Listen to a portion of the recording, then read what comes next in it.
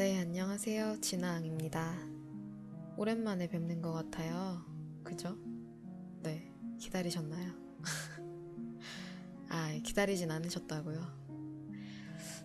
오랜만에 공포 라디오를 들고 왔는데, 곤지암 이후로 라디오를 너무 오랜만에 해버려서 다시 좀 처음 하는 그 마음처럼 떨리고 그럽니다. 네, 많이 좀 어쩔 줄 모르겠네요. 어, 요즘 세상이 좀 정말 많이 흉흉한 것 같아요. 데이트 폭력이나 뭐 살해?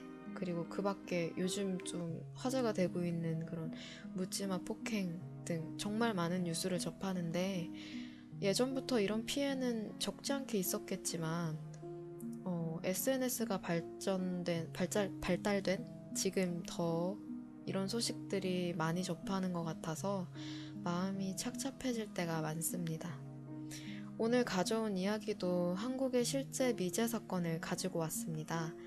여러분들이 이런 부분을 좀 많이 흥미롭게 봐주시는 것 같아서 네, 이렇게 가져왔는데 마지막에 피해 여성의 그림이라고 해야 하나? 그 몽타주라고 말해야 할까요? 아무튼 피해 여성의 얼굴이 그려진 그림이 있으니까 주의 깊게 봐주시면 감사할 것 같아요. 네, 그럼 이야기 한번 시작해 보도록 하겠습니다. 충남 천안시 성완읍에 사는 신 씨는 평소 고물을 수집해서 용돈벌이를 하던 사람이었습니다. 2006년 1월 10일, 신 씨는 평소와 다름없이 오전에 고물 수집 작업을 위해 아파트 주변과 주택가 등을 돌며 고물 수집에 여념이 없었는데요. 그렇게 고물을 줍던 신 씨는 H아파트 바로 앞 빌라인 D빌라의 쓰레기장을 둘러보게 됐습니다. 한참을 둘러보던 신 씨의 눈에 들어온 것은 다른 쓰레기들과 달리 유독 큰 비닐봉투였습니다. 신 씨의 눈에 발견된 흰색 비닐봉투는 쓰레기를 담는 것 치곤 무게도 꽤 나가고 부피도 무척 컸다고 합니다. 이어 그 봉투 안 내용물이 궁금했던 신 씨는 이내 봉투를 열어보곤 기겁을 하고 말았습니다. 2006년 1월 10일 9시 30분. 유독 추웠던 새해의 오전, 신 씨에 의해 발견된 봉투 속 정체는 신원 미상의 50대 여성의 변사체였습니다. 그 시각 바쁘지만 평화로웠던 천안경찰서 폭력 2팀은 신 씨의 전화 하나로 비상이 떨어졌습니다. 이내 현장에 도착한 폭력 2팀 관계자들은 잔인하고 참혹했던 현장에 혀를 내둘렀다고 합니다. 봉투 속 차게 식은 여성 변사체의 상태는 예리한 흉기에 의해 목과 다리 등 관절 부분이 무려 7토막으로 절단이 된 상태였으며 재활용 쓰레기 봉투에 옷가지와 함께 담겨 있었다고 합니다. 시신 발견 당시 시신의 몸통과 손, 팔, 부분 등 일부가 없는 상태로 발견되어 경찰은 시신의 신원 파악에 어려움을 겪었습니다. 당시 경찰 관계자는 숨진 지는 하루나 이틀 정도밖에 안 된 시신으로 추정되며 사인이 될 만한 외상의 흔적은 없었다고 말합니다. 또한 예리한 무언가로 시신을 7토막이나 낸 점, 그리고 사람들 눈에 잘 띄는 곳에 시신을 유기한 점으로 미뤄 치정 관계나 원한에 의한 살인일 가능성이 있다고 추측하였습니다. 경찰은 현장에서 발견된 피해자의 머리를 토대로 피해자 신원수배 전단을 제작해서 배포했고, 당시 피해 여성이 조선족 여성일 것으로 추정, 길림성과 연길 등지에 TV 방송을 내보내 신원 파악에 주력했지만 특별한 성과를 얻지는 못했다고 합니다. 신원이 증명될 만한 시신의 부분들이 사라진 채로 찾지 못했기 때문에 현재까지도 시신의 신원은 파악하지 못했으며 용의자의 신원조차도 파악이 힘들다고 말합니다. 이렇게 아무런 진전 없이 1년이라는 시간이 흘렀던 2007년 8월 22일, 천안 토막살인 사건이 잠잠해질 때쯤 서울 성동구에서 또다시 살인 사건이 발생했습니다. 서울 성동구에서 발견된 시신 역시 검정 비닐봉지에 담겨 중랑 하수처리장 인근에 버려져 있었다고 합니다. 당시 시신을 발견한 사람은 성동구 하수처리장 직원이었는데요. 경찰의 조사 결과 시신의 다른 부분은 없고 몸통과 팔 부분만 있었다고 합니다. 사건 현장을 본 경찰은 이 사건을 천안 토막살인 사건과 연관이 있다고 판단했습니다. 경찰이 그렇게 생각한 이유, 첫 번째로 두 시신 모두 중년의 여성인 점, 그리고 성동구에서 발견된 시신의 상태가 숨진 지 6개월에서 1년 정도 지난 것으로 추정되며 천안에서 살해된 피해자의 상해 지점과 비슷한 점. 마지막으로 천안에서 발견된 시신은 몸통과 팔 부분이 사라진 채 발견되었다면 성동구 시신은 몸통과 팔만 남겨져 있었던 점. 참고로 손은 없었다고 합니다.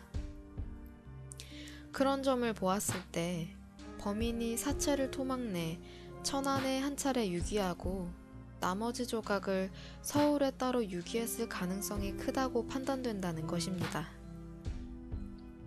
당시 경찰은 사건의 정황과 흐름을 봤을 때 그럴싸한 판단이라고 생각됐습니다.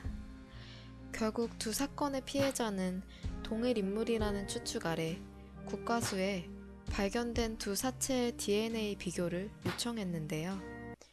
모두의 예상과 달리 국과수 판독 결과 두 사체의 DNA는 일치하지 않았고 사건은 또 다시 미궁 속으로 빠지고 말았습니다. 하지만 2006년 12월 14일 인천에서도 유사한 사건이 일어나면서 이 모든 사건은 한 명이 저지른 연쇄살인사건이라는 쪽으로 무게를 두게 되었습니다. 12월 14일 2시 30분쯤 인천시 옹진군 영흥면 바닷가에서 발견된 사체 또한 머리와 양손이 잘린 토막살해된 여성의 시신이었습니다. 당시 취재 결과 시신은 니트 형식으로 된 상의에 둘러싸여 있었으며 심각하게 부패가 이루어진 상태였다고 합니다.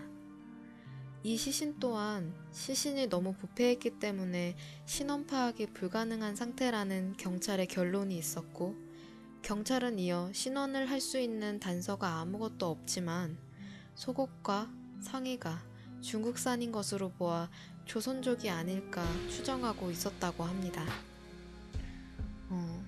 사실 이것도 참 웃기죠.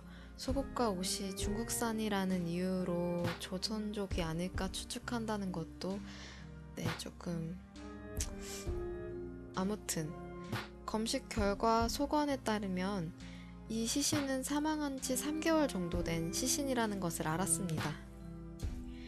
앞서 말씀드린 천안 토막살인 사건을 제외한 두 가지 사건의 공통점은 머리와 양손이 사라졌다는 공통점이 있었으며 천안의 사건의 경우 머리는 발견되었지만 양손은 공통적으로 사라진 상태였습니다. 이러한 경찰의 추측과 같이 범죄 심리학자들 또한 이런 여러 토막살인 사건들을 살펴봤을 때 전혀 개연성이 없어 보이진 않는다고 말합니다. 범인은 일면식도 없는 불특정 다수를 상대로 범행을 저지르는 특성을 가졌으며 힘없는 중년 여성을 상대로 범행을 저지른다는 점 등 많은 이유들이 이 사건이 동일범에 의해 일어난 사건이라는 근거가 된다고 합니다. 반면 또 다른 관계자들은 사체를 토막낼 때 사용했던 도구가 천안은 칼, 성동구는 톱으로 봤을 때 사체 절단에 쓰인 도구가 각각 다르고 또한 인천에서 발견된 토막 시체는 애초에 토막이 난 시체가 아닌 심한 부패로 인해서 자연 탈락한 것으로 추정된다고 조심스럽게 말합니다. 하지만 도구가 다르다 하더라도 발견된 시신들이 하나같이 신원을 파악하기 힘들게 일부 사체의 행방이 묘연한 채 토막되어 유기된 점과 비닐봉투에 넣거나 옷가지에 쌓인 채 사람들 눈에 잘 띄는 곳에 버려졌다는 점을 봤을 때 범인의 심리가 일관됐다는 것을 알 수 있기 때문에 한 범인이 유영철의 버금가는 아주 잔인한 살인 행각을 벌이고 있다는 추측 쪽으로 기울고 있다고 합니다. 특히 주택가, 빌라, 지하철역 등 사람이 많이 다니는 곳에 버젓이 사체를 버렸다면 경찰의 수사를 조롱하고 있을지도 모를 일이며, 현재 안산에서 난 토막살인 사건의 용의자를 수배 중이니 그 용의자가 검거되어 봐야 이 모든 사건의 실마리가 풀릴 것이라고 경찰은 말합니다. 천안과 인천, 그리고 성동구, 이어 안산까지 무고한 중년의 여성들이 죽어간 그 시간, 그 날에 그 여성들이 본 사람은 정말 모두 같은 얼굴을 하고 있었을까요? 마지막은 천안 토막살인 사건의 피해자의 얼굴을 본따 그린 그림입니다. 이 여성을 아시는 분은 경찰에 제보 바랍니다. 감사합니다.